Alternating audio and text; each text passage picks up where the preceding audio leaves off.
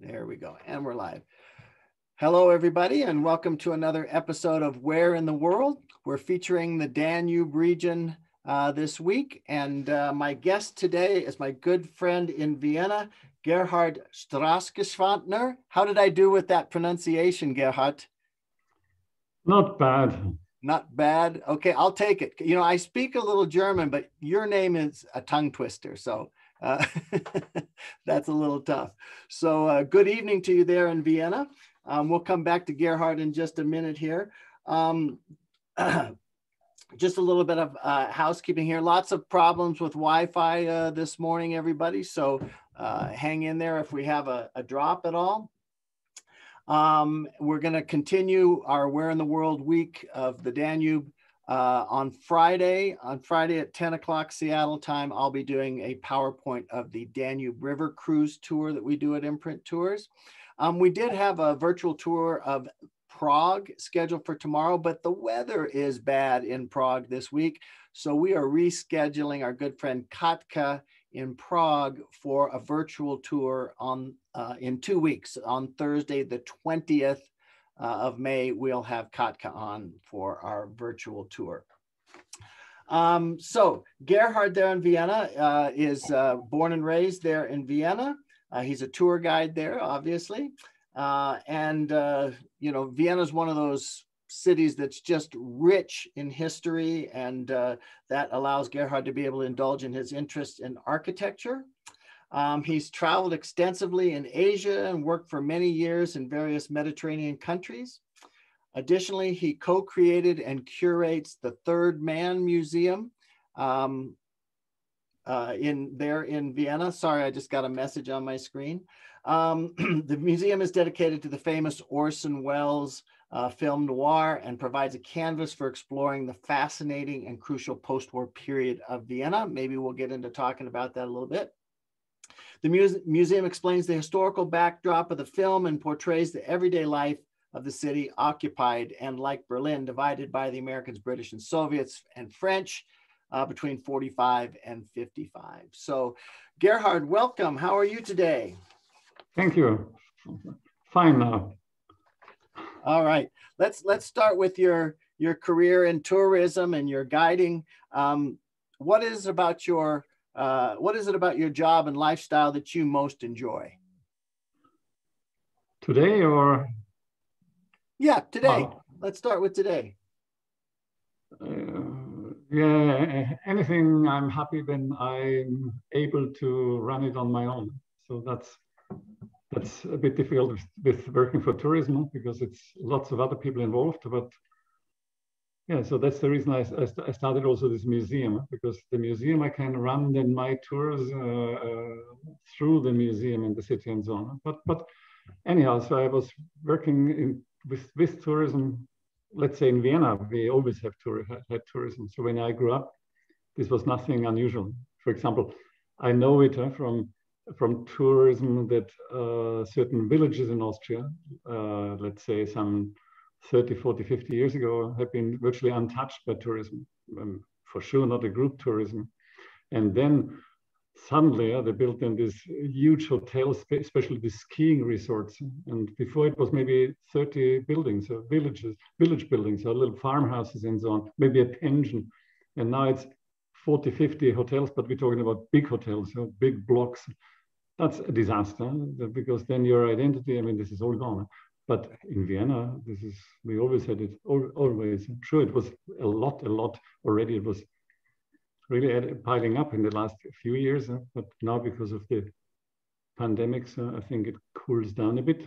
So maybe we will see. Yeah. So that's how I slowly got into it. When I was young, I had nothing to do with tourism. So I started really, the whole thing. I started architecture and didn't finish it. Like all my studies, I didn't finish. My parents had been not very happy with me, investing a lot of money, and the outcome was for them zero, not for me. For me, it was great. So I left Austria when I was very young. So I was then not even 21 years old, and yeah, then for 10 years I was not coming to this country again, to this country back. Lots of experiences. the world was a bit different a few decades ago than today. So I did a lot of overland traveling, so thousands of miles and kilometers, and then you experience a lot in the old days. So anything can go wrong or fun or whatever, and then the world isn't exactly running like you always experience it when you have been young, and that's the great thing in traveling, especially in the older days. So you couldn't predict anything, especially when you have been traveling on your own. I loved that. It was great experiences. Great. I wouldn't like to do it again all over, but fun. Yeah. Well, tell us more about that. Where did you go? Share some of your experiences if you feel comfortable. And where did you travel? Yeah. So just by first when I left Vienna, it was already a long time ago now. So then I went straight to Crete in Greece, which was then and still is actually one of my favorite spots in the world. But I know Crete is mass tourism was rolling over this little rather island, but still, the Greeks could not manage to mess it up completely. The Greeks did like the Greeks do. When most Greeks are in Crete are named either Manolis or Yannis or whatever, or Constantine. So when the brother Manolis built in the village where the family grew up, built a little awful tiny little concrete block which contained 2 rooms, and you couldn't get any money for that. But he did it. Then Yanni thought, if Manoli does it, I can do that too.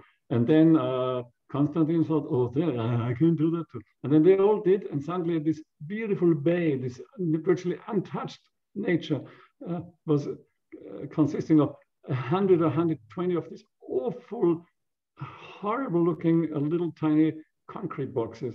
And then the charm was gone. And then Yanis and Constantine, all of these people wondered, why that doesn't work? Why they don't come? Nobody wanted to go there. It looked awful. People wanted to go somewhere unspoiled nature. But that's Greece. That's the Greeks. Right. I love them because they leave you alone if you don't harm them. If you don't, you're free. It's great. It's a great mentality in Greece. I would never want to stay there again and work there again for years, but it's not good to work with Greeks together, but for holidays, they are great.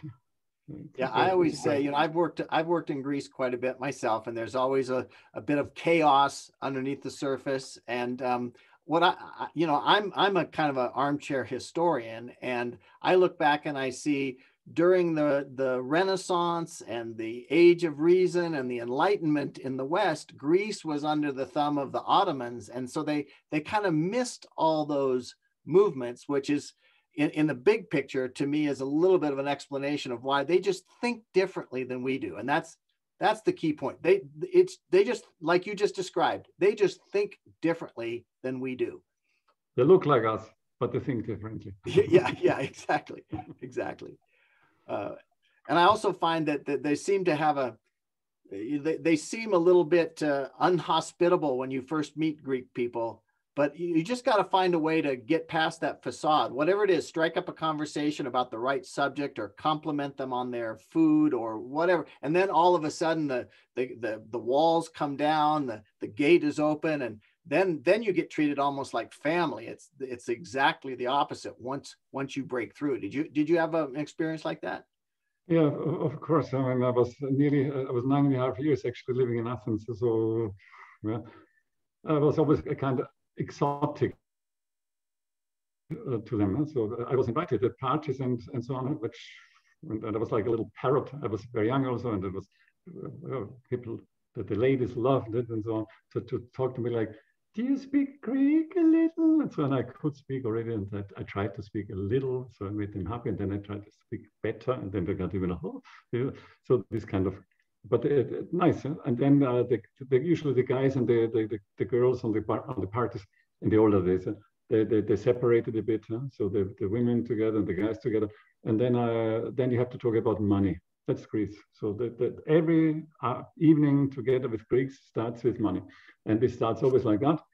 If I would have, let's say, $25 million, then I, for sure, I would do this, and then the other said, no, no, no, no way, no way. You have to first, no, no, no. And so, and I was always thinking, I thought, all these folks are sitting around here, they never in their life, they will have $25 million. So but that's how it is. And then after that, comes the women.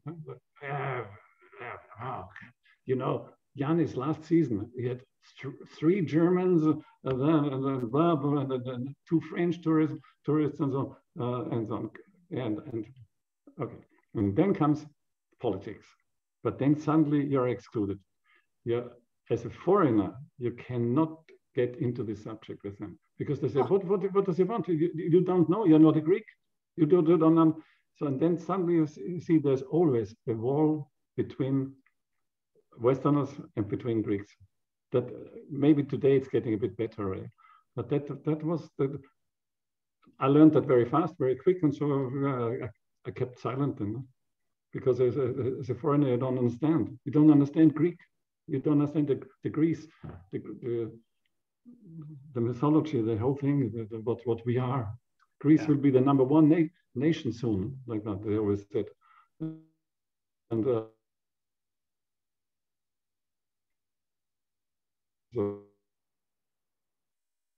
but we come back to the days of Hellenism and bigger, like that. That's fun. I mean, for a foreigner, within your heart, you just smile. Yeah. To the outside, you think, interesting. You know, but I loved them. I was staying, maybe one example, I was staying for 9.5 years, actually in Athens, on and off a bit, going to Crete and sometimes going to Asian countries, but really living there. And I had no working permit. I had no working permit in Greece, never, ever, ever. Later, when I worked tourism, so that was another thing. But I had a residential permit and I had a tax number.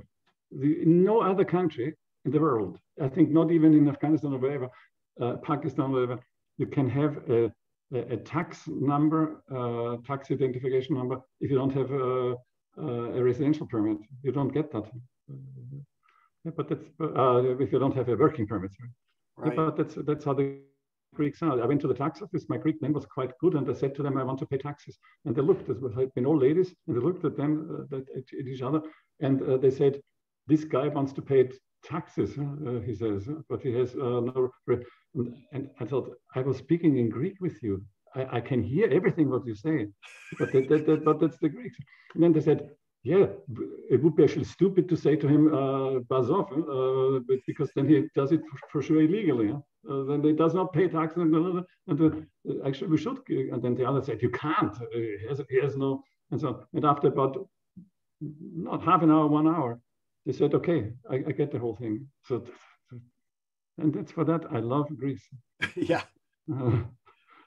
That sounds like such a typical story. Anyway, I love Greece just like you. I love the Greeks. Actually, we're featuring Greece next week on Where in the World, so that's going to be a fun week with some of our colleagues there. But let's they don't see it as we see it. Yeah. Since we're talking about the Danube this week, let's come back to your hometown of Vienna. We could launch off on all kinds of tangents here, but Vienna's one of my favorite destinations in Europe, certainly one of my favorite cities, top 3 for sure. And there's an imperial air about it. You know, the Habsburg presence is important there.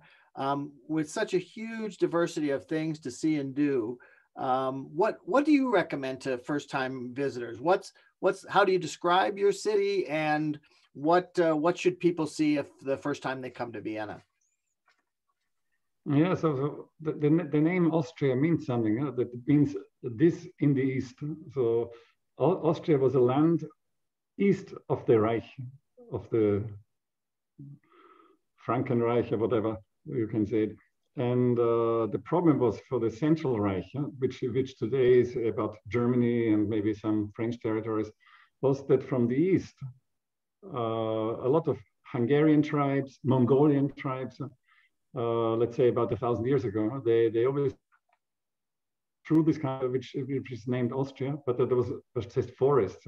There was only alongside the river you could maybe rush with hordes of horses and ride it. Yeah, and then they created unrest in these western territories, and then they took a lot of boys and girls as slaves and chucked their happy off again. It was always like that for centuries. And then they thought, the emperors of the Reich thought, we have to do something. We have to, maybe we give this territory in the east, where always these people rush through, we give it to another dynasty, whatever, whoever wants to be there and maybe wants to bring civilization to there. And that was the Habsburgs. The Habsburgs just by chance, and they took this chance. They said, okay, if you support us a bit with armies and with money and so on, we will try. We will try to build a belt of castles between the east and the west. And if enemies come, we can quick put announcements into the west that now put your armies together and so on. Yeah, it worked. And the Habsburgs, they kissed them awake in the middle of the 13th century, and they have been until 1918 in power of these eastern territories, which was then not only this territory, which is today like Austria, it consisted of a lot of countries, like today's Czechia or Slovakia and large parts of Poland later even, and Hungary and Slovenia, Croatia, parts of Bosnia Herzegovina on the end, and Austria and other countries I've forgotten at the moment. But it was a large territory, and it was wealthy territory. So the Habsburgs, and they wanted a space. They wanted to have Vienna, because Vienna on the Danube and so on, and other like Silk Roads and so on, not so far away, and so on. That was. And that's the reason Vienna is an important city, just because the Habsburgs chosen to have it as a residential city. And they built a lot around their palaces, and yeah, the infrastructure was built for a center of an empire. But then the empire fell apart. The Habsburgs started and lost the First World War. That's how it is. Don't start and lose a war. Or don't go to the casino and put your money on the wrong color or whatever. Otherwise, you can cry and you can say, we'll never do it again, nobody even listens to you. And so the Habsburgs, the empire was divided, single state countries, and Vienna stayed Vienna, suddenly for a tiny Austria, an imperial structure city. And that's great for tourism. So they found out later.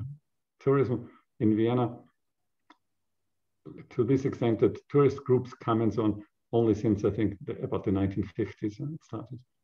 And so, yeah, and not only its palaces, but it's also, this was all not nice, but it's how the humans are. They plundered treasures from other countries, from other historic treasures and so on. They call it, you call it missions and whatever they call it. You go to other countries, you say you want to bring civilization to the other countries, and in reality, so you build maybe a railroad, but then nothing else is left in the country anymore. All the gold, everything is gone. Yeah, so the Habsburgs have been not bad in that. And so we have a lot of great treasures in this former private galleries of these people. And it's all state-owned since they lost the First World War. The state of Austria took over. Otherwise, they didn't harm the Habsburgs. They didn't get killed like in Russia. Like never. Austria was never a kind of communist country, never. Or rather the other extreme, but never too much to the left. Always too much to the right, actually, I would say. But yeah, so still the wealthy still stay wealthy. The church still, the Habsburgs' main partner was the Vatican, was the Catholic Church. With Catholicism, they played the game. In the name of Catholicism, we have to fight. We have to die for the right God and so on. With us people, it was always possible. Today, tomorrow, yesterday. Yeah, the Habsburgs were the great standard bearers for the Catholic side during the 30 Years' War, the big war of religion in Europe. Habsburgs said we had been the winners, and the Vatican said we and the Habsburgs. I don't think there was no winners because Europe was devastated, but that's how they always managed to keep the people together. People thought we are winning, they had nothing. maybe one eye left, or maybe one arm left, but that's okay. Yeah.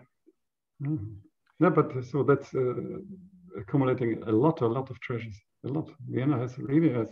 I mean, I love culture. I've been in many cities, and sure, I mean, we can't compare it with Paris, for example, for sure not, or with London.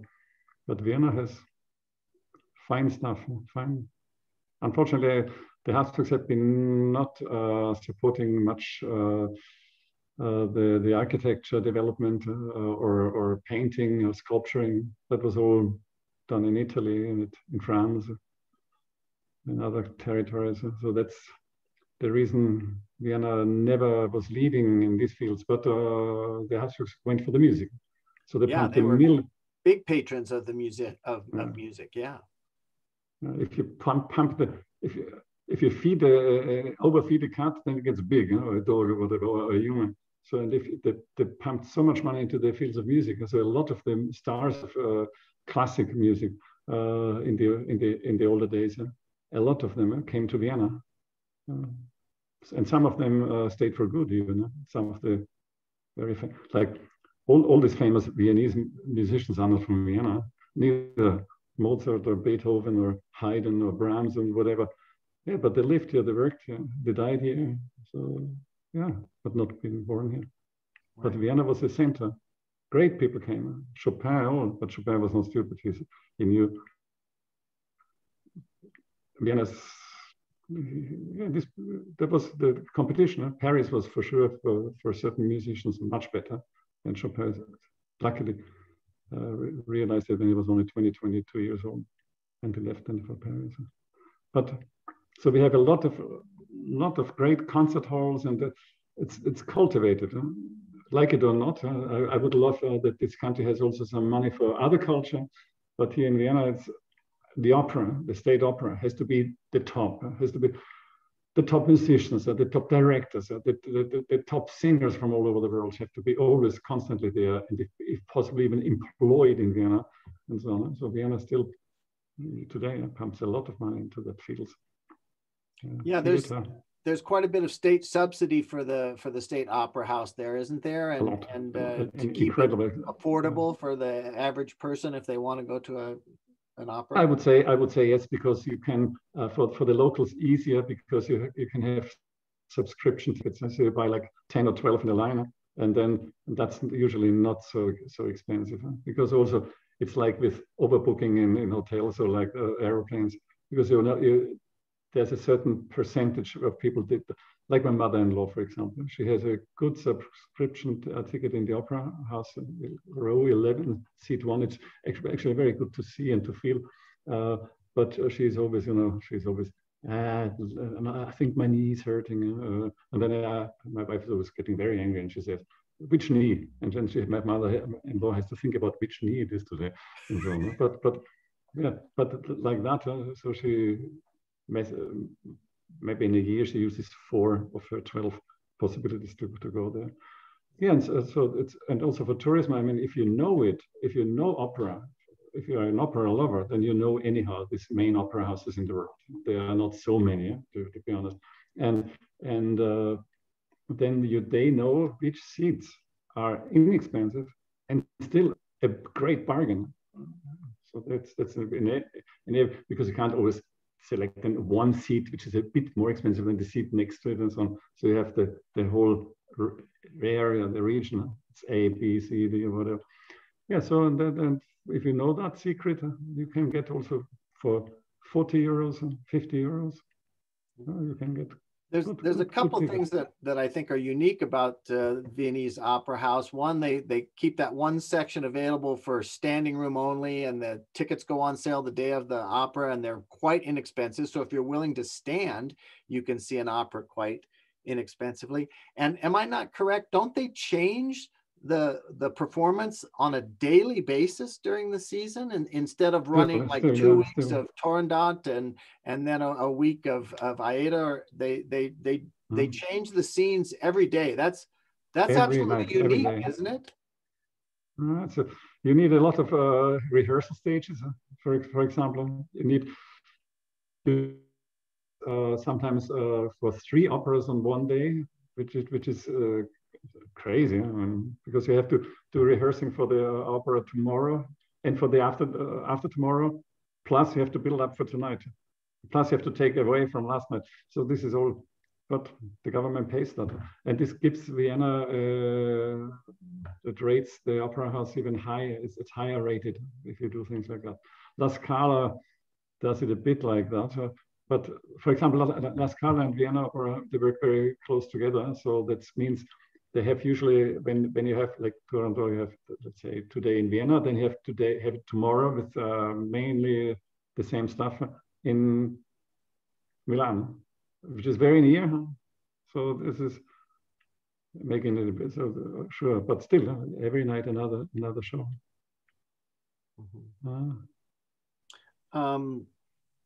Let's see. You know, when you were talking about the Habsburgs and the legacy there and what's left behind, as a visiting tour guide, I've often described Austria as a country that is comfortable with its status as being a former empire, right? I never hear Austrian people sort of overtly boasting or you know, I compare them to the French. You know, the French seem to have this big chip on their shoulder, and I historically speaking, it seems to me like, you know, they were the cat's meow back in the 17th century. They were the big power. They're not really, they haven't really quite adjusted to the fact that they're not as important as they were. I hope I don't offend all my French friends, but I find just the opposite in Austria, right? Comfortable with being not an empire anymore. Would you agree with that, or what do you think? Yeah, I agree with that. I agree. Actually, there was the main newspaper, which is a rubbish newspaper, otherwise it wouldn't be the main newspaper, but they had a survey, I think must have been now 20 years ago. And they asked, it was a survey which I think because we could win prizes also, I think about 250,000 people participated. And that was around the Habsburgs. And so if you still would have maybe partly, not that they didn't call it dictatorship, but a government like emperors and so on, and only 3.5% of the people said yes, we would like it. The others said no, we are happy that we got rid of. So, and then I would say this is nothing, 3 or 4%. If you would ask, for example, in Austria, would you like to have all the forests, all the trees cut? I'm sure 3 or 4% would say yes. So yeah. Yeah. So the time is over. People realized it. Also, Austria got through a lot of trouble afterwards, so because there was still the infrastructure was still of the empire, but then the aristocracy moved out. I mean, it became a democracy in the beginning, and we can say a democracy and aristocracy. This is not like cat and dog. That's like cat and bird. I think so. That doesn't go together at all. And the church Right. and so on are really opposing any kind of movements to democracy, of course, because for the church, this was for the Vatican a disaster. In 1918, the Vatican lost a direct influence into about 17 European countries with the fall of the Habsburg Empire. This was a massive loss for the Vatican. So, of course, I mean, if you see it from that point of view, of course, they had to try everything, and often not in very good ways to somehow get into power again. But it didn't work. It didn't work. And then Hitler rolled over the whole thing. And yeah, and well, even we always think in our Western countries, in Austria and so on, that people have good education. So I doubt it, because people are so easily misled. It's such a pity. It's a pity, but yeah, we faced that in Austria too. The world in the last years was, including the United States, which was also a strong wind for the conservatives especially in Austria, also in other European countries. The late government you had in the United States, Trump really boosted them. He didn't want to do that really, but it was not of interest for him really. No, yeah, a little, but it was not the aim. Yeah, that was very difficult. And that was very sad about, because I'm a very cultural-minded person. I think culture is very important for all of us. But the right or the extreme right don't really think so much. But I live my life. I'm in my heart. I'm always still a fighter, and I learned you have to fight with weapons. You can't oppose people directly. You have to. And this, you asked me last time you asked me when we met, you asked me about what's the difference between Germany and Austria and so on. And I said, in Germany they go straight forward, and if you have a discussion, then you go straight forward, and it's usually it leaves both persons unsatisfied. So here in Vienna, especially, we learn don't go straight forward. Go duck, duck, duck. Don't say who are you, why, and what, and how much money you earn. You say first this, then this, then you let the other come, and then this and this, and they get the same information, the same, but you don't offend them. That's right. We are very good on that, and I'm good in that too, and that's the reason I built up the museum. I have a film museum in Vienna, which is something great. I'm an ordinary human being, like all of us read when we know each other. Yeah, but I was obsessed. I thought I have to create something which is more than I did first ceramics and other arts. And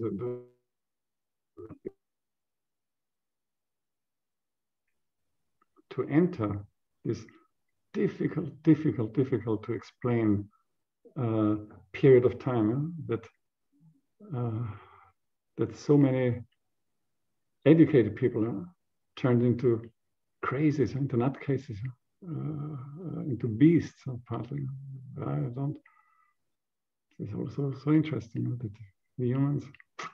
Yeah, and via a film museum to enter slowly, to go down. If you know the movie The Third Man, it on the end of the evil American gangster Harry Lime, he disappears in the Vienna sewers in the post-war, and police behind him. But I say in the Third Man Museum, we don't go down into sewers. We go down further. We go into the intestines of the city. I love that. I love that, to touch this, which we in East don't want to hear about.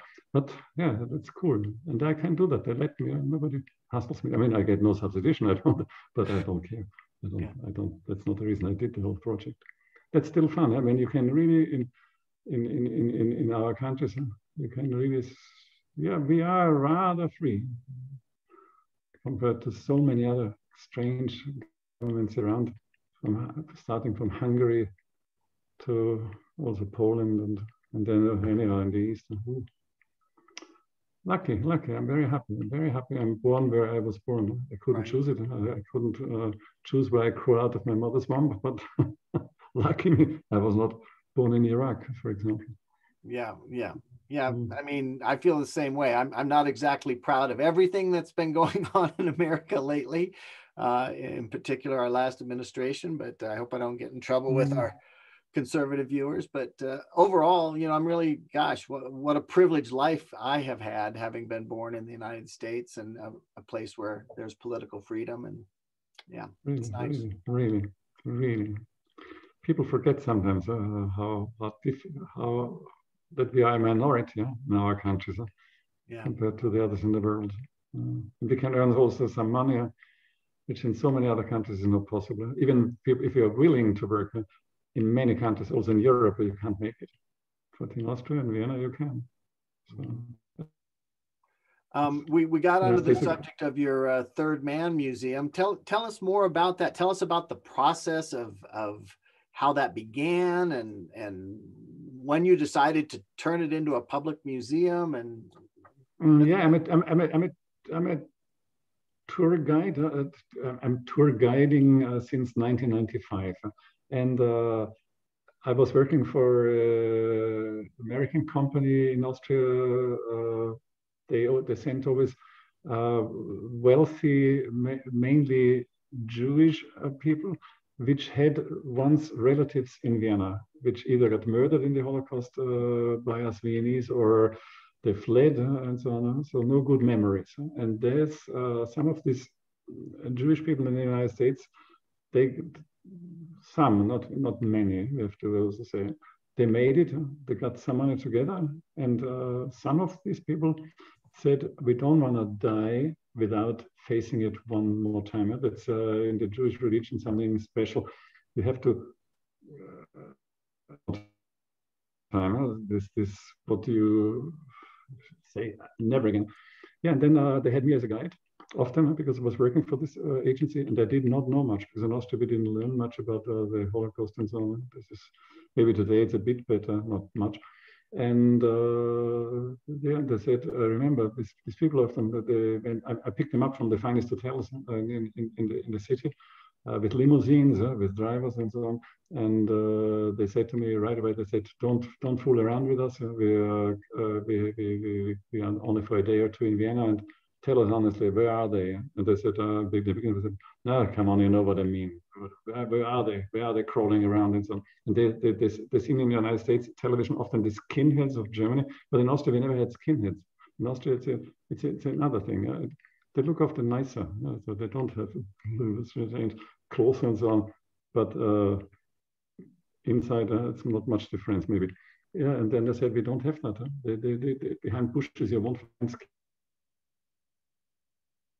skinheads, yeah. This is existing. And then I've been very honest with them. I said what I think about the development of Austria after World War II and so on. That I'm not going along with everything and so on. Yeah, and then they often liked me very much.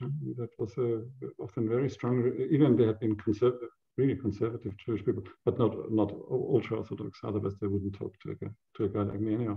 But yeah, that was often before we didn't have so much email, even writing letters. So I was busy always. Yeah, and so then with email much easier. And so I had a lot of friends. And then I thought, a lady did this Third Man tours in the footsteps of the movie. And she needed me also often. So, and then I thought, why can't I combine that? Because the main star of the movie The Third Man is Vienna after the war. What to do with the city? What to do with these people? Should we give them an identity again? Should we create an Austria again? Or should we rather leave it after what Austria did in the last few... Austria is existing since 1918 as a single country. And by 1950, Austria was involved in two of the most horrible wars humanity ever had. But in Austria, we don't think it like that. We said, no, those were the Germans. We had nothing to do with it. Yeah, but it wasn't really like, would be, yeah, it wasn't like that. And so I thought, maybe I try that. I can be obsessed. I can be really, I know that from before already. And then I started building up this enormous collection. And I worked a lot with tourism and others. I did everything, research for governmental institutions and archives, and yeah, so I'm very good in collecting, and that was second generation gap or whatever left. So, and a lot of people who had collections or family members of the actors or of the director or whatever died, and so I had a good network, and I was always very fast and at the right moment. People loved it that I do a project like that I'm not doing it for maybe I want to sell it after, I want to make money with it. So they loved the idea that I touch with this, something which, but unfortunately then I had to realize when it started as a museum in 2005, that Austrians don't come. And that was for me a bit, I didn't think of that. So then it focused very much on international tourism. Today I'm happy about it. But the initial idea was that locals come and they see the nice people, my wife, me, and our assistants are great girls, students and so on, all very positive. And I thought then they should come then down into the... It did not unfortunately work. People in Vienna, they have a too good nose. They realized, that's not kosher, that's not good for us here. So let somebody else experience it. And so then, unfortunately, not because of the pandemic, but before, in the larger room in the museum, it's altogether, by the way, 16 rooms. In the larger rooms, we had sometimes like 10, 12 nations in one room, and that's great. And people, and the subject is so interesting. This destroyed Vienna with all these crooks still here and trying to make their life and living or trying to escape before they get hanged maybe by the Russians or whatever. So that was, yeah, that people started talking, where are you from and so on. And in your country, this could have happened and so on. Could have people have done things like that? Could this have been happening? That you slaughter 200,000 persons, you take them out of the city and you try to kill them all. I mean, and so, and it was electrifying. Huh?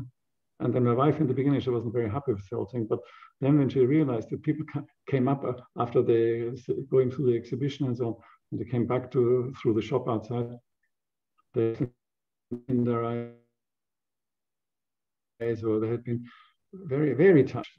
So then my wife said, "Okay, Gerhard, now I understand what you want. But, okay, I'm really happy we did the whole thing." So that's nice. That's nice. And that's and in between I do a lot of other things also. I love to be creative, and it's like Reed. That's the same way with you. That's some of us need that. Like with you, I mean, I hope that your audience knows a bit. Or you don't take it the easy way. You could have done it easier. You always try again and try to change it. Try this. You try to better the quality, but in a way often that I thought this is not paying off, Reed. With money, not with money, maybe with happy people around you. But yeah, but that's for me the most important. Yeah, we have no. There's more to life than just making money. I certainly agree with that. I never asked you. Do you have kids, Reed? Yes. Yeah, I have a daughter. She's grown, but I have a single daughter. Yeah. Yeah, because my wife and I, we have no children, and then it's easier because you don't have to keep things together for later, so you can blow it. Yeah. Well, I've already warned my daughter that I'm going to blow mine as well. So actually, that's entirely untrue. She's expressed interest in coming on board at Imprint Tours, so I have something to pass off, and she's delightful. I'm very, very lucky in that way. Very happy for you. Reed. Come on, questions.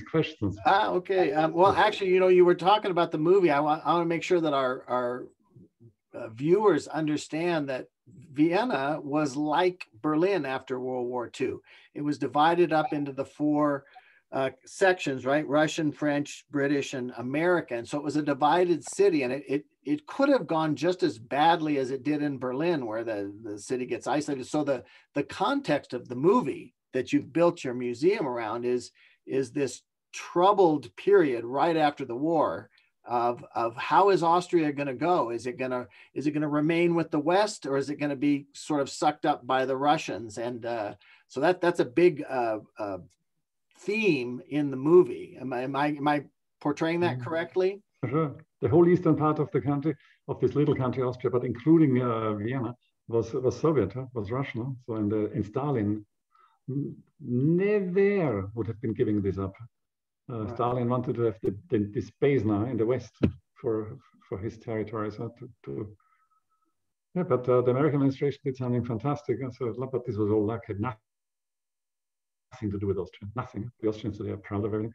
The American administration did something in 1954. I don't know if you learned it in American history, possibly yes. They took Western Germany into the NATO.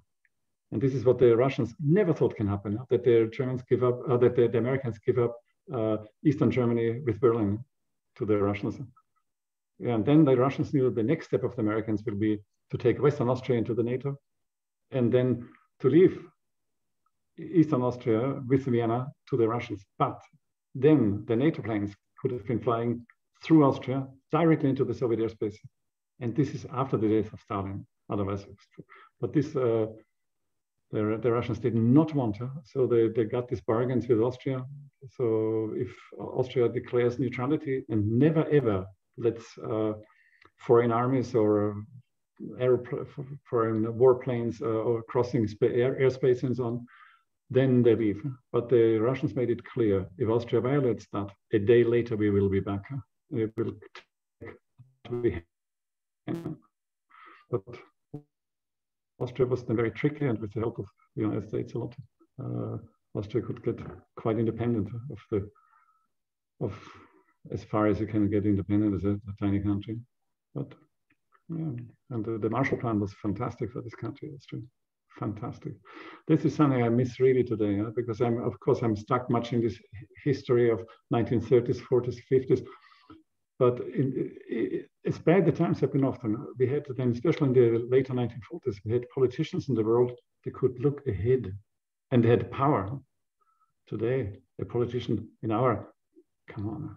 I mean, I'm not a revolutionary. I'm partly conservative myself. I'm partly. What am I? But today, you think maybe a meter ahead. You think of.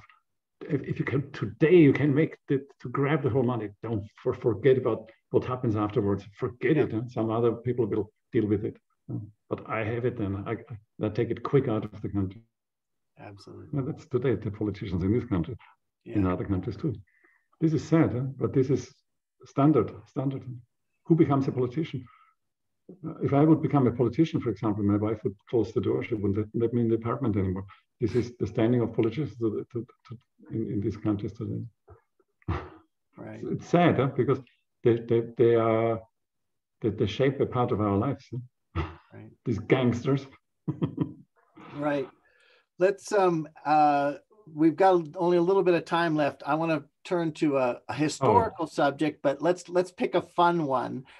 Just earlier this week, Gerhard, we had our ace local guide from Salzburg on, and we were talking about the sound of music, which is an American phenomenon, but it's connected to Salzburg. And she made a very good connection, and it's one that I have made on my tours, between the phenomenon of the Sound of Music movie in America has a parallel in Austrian culture, and that's the life of Empress Sisi. And of course, in your town in Vienna, you see Sisi everywhere.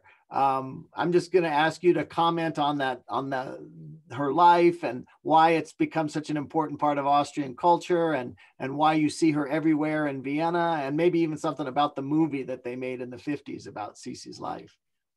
Yeah, because when she was Empress of Austria, she was not known, because she was growing up in the sideline of the German of the Bavarian kingdom, and she was not an important political fact. So she should possibly marry an aristocrat later, so a Catholic, possibly from Austria, because Austria and Southern Germany are both Catholic countries, territories, always try to go together. But the Emperor Francis Joseph didn't want to marry her sister, which she was trained to become an empress. But the young 15-year-old girl, she was at the engagement party. She was taken with, and the emperor said something. No, I don't want the wife which is designed for me. I want this little girl. And then the next day she had to say yes. She 15. She never was prepared for anything. And then she had to learn within half a year. She had to learn languages of the empire, at least the little bit that she could communicate and so on. And she had to learn how to sit and to eat, how to deal with people, like the British Queen. When it depends on your rank, then she has certain ways with hands and so on. This woman was trained from baby onwards to do that. But Sisi not, and then she broke. She broke right away. She came then with 16. She came to Vienna, and suddenly she felt this is a total trap. I can't be with friends anymore. I can't be going out. I can't go for an ice cream. And she couldn't take it, and she got very ill, psychologically very ill. This, as we know today, this can be heavy, and they didn't know, doctors didn't know what to do with her. She will possibly die, and then they thought maybe let's try it. Let's bring her away from this coldness of the winter, especially of Vienna and so on, to the south. And the Habsburgs have still controlled parts of Italy. Northern Italy was Habsburg, and so on. And suddenly she blossomed. She was getting so healthy. Yeah. Then she came back to Vienna. She was the same symptoms again. And then Francis Joseph, he loved this girl actually. So he he gave in. He let her travel, and she was mainly then she was not coming to Vienna anymore. Maybe. Yeah, and that's so people didn't know her. There was an empress, and she was pretty. That was the thing, because most of the other aristocracy. I don't want to be now awful, but because of inbreeding, let's be frank. Like the British aristocracy and so on. I mean, these people, yeah, not yeah, but like disasters partly, but not her. I mean, she was not a beauty, but she was pretty, and that was outstanding. And people wanted to see her, and she did not show. She got always totally sick when there was a big show, a parade, and so on. She should just sneak out of it. She didn't. She just couldn't. She got crazy mad. And then, okay, that's how it is. And then she got even murdered on the end of her life by madmen, by a so-called anarchists. They wanted to kill somebody from the upper class. And that provoked something. Suddenly the Viennese realized that this empress is dead. We never seen her. She was never here, and so on. And she became a kind of a myth. But that was it. And then in the 1950s, that's what you just meant, there was this German movie maker. He recreated something which was never existing. And he said it's just out of fantasy. Only the names have been correct of the people and the sites, the countries where it happened. Yeah, and she was suddenly this sweet, pretty, nice girl. But the real Sisi, she was not nice at all. She was really harsh and tough, and she was always veiled because she didn't want to show her face to anybody, to all these people like that. Yeah, and suddenly she was this sweet little thing, and she loved the people. And she's sitting in the mountains, tears come down her eyes, and said, "I love the people so very much. So sometimes I must cry so much. I love my people." And so, and this was this hype, this hype was translated then into language, also in Chinese language, became a trilogy. And became a huge success, like The Sound of Music, but The Sound of Music, of course, in both of the Americans, South and North America. I'm not speaking Spanish, but sometimes because of lack of Spanish guides, I guided like groups from Argentine or from Mexico also, and they could sing all the songs of The Sound of Music, all of them, also the minor ones. And yeah. I had no idea what this is. Yeah, with Sisi, the same thing. She became then so popular for something she never was. Right. But it was now glamour, and then this also imperial dresses and so on. And yeah, and the tourism, we know the tourism machinery that took it and incorporated it, and suddenly. Oh yeah, once the marketing machine got a hold of Sisi, I prepare my people when we're rolling into Vienna, so that they understand what this whole Sisi phenomenon is all about, because they're going to see it absolutely everywhere when they get to Vienna. So, yeah. This was caring about herself. She was a strong ego, and she wanted palaces like in Greece, in Italy, and so on. And before they had been finished, this was all very expensive. She couldn't see it anymore. She didn't go there. She did sometimes, like this palace, it was built for her in Greece, in Corfu. She was not one time seeing it after it was finished, not one time. Right. Yeah, so she was not a happy person. So rich and so unhappy. Yeah. So well, it's better like us today, being wealthy and happy than rich and unhappy. Sorry. Reed, do we still have some seconds, or we? Actually, we're running out of time. Did you have another topic you wanted to talk about, or? No, I thought but I just was looking for a list, but now I have. You sent me once a list, but then we said no. I think it's all. It's a pity it's over. Yeah.